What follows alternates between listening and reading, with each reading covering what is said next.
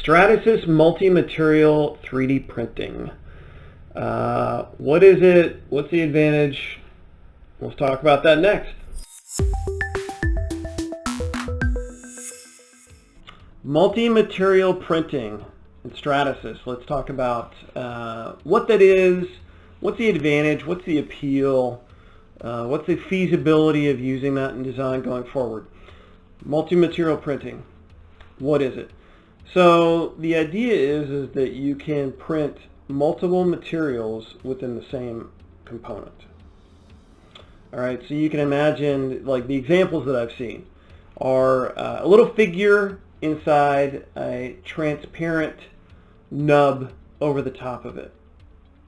Okay, and that's, okay, so what? That's kind of interesting maybe for aesthetics. But actually there's some really good applications for engineering. So imagine you wanted to have the stiffness of a component vary over its length.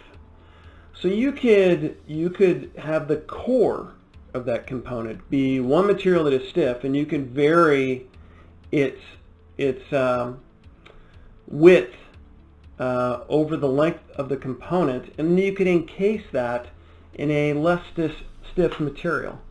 So the stiffness of the component would vary over the length of the component. And that starts to get really interesting. A lot of times engineers have been using homogeneous materials. You can assume the material properties are homogeneous, and you kind of have to design that way. You kind of have to design with that, I don't know if I would call it a constraint or not. I guess that reality. Maybe it is a constraint. But what if instead of varying geometry, which is what you have to do today with homogeneous materials, what if instead you varied the stiffness of the material instead? An example I just talked to you about. And the geometry stayed the same. And you 3D printed it.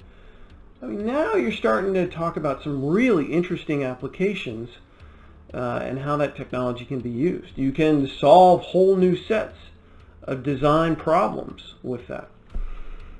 So how feasible is it? Well, I think today, number one, engineers are not really, they're not ready to think that way. I mean, they've been trained to think that way. I mean, almost all the experience in design to date has been based on homogeneous materials. So getting them out of that mindset, don't vary the geometry, vary the material, it's very, very different. Number two, tools to design that way. So how do you design, number one, with two discretely different materials? Maybe that's not that hard.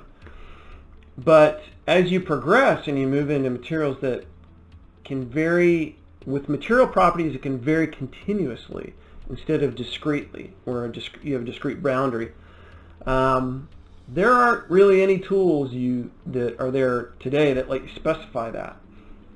Even with within a CAD tool, or even with the STL, which you'll be sending off to a 3D printer, or more advanced, more accurate representations. So at the end of the day, I love the idea. Part of the reason I like generative design so much and 3D printing so much is that it frees engineers up from these constraints to let them solve design problems in more creative ways. It kind of opens up the playbook, if you will. And this does that too. I think this is a space, however, where the tools aren't quite ready to enable it. I know the 3D printers are getting ready to be able to do it today, and Stratasys has some options there. But enabling the engineer to design something for that, we're not quite there yet. But I think we're getting close. That's it. Take care. Talk soon.